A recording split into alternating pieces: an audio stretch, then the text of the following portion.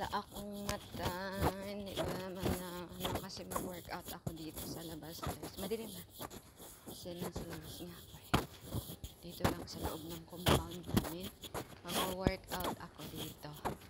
Ayoko munang lumabas sa labas ng gate kasi late tinamad ako. Kasi busy nga sa YouTube. Sa YTBC. So dito lang ako mag-workout guys. Dini. Here. Yan. Dito lang ako. Tapos matagal-tagal tong video ko. Dito lang ako ha. Dito ako mga classmate dito lang. Ala!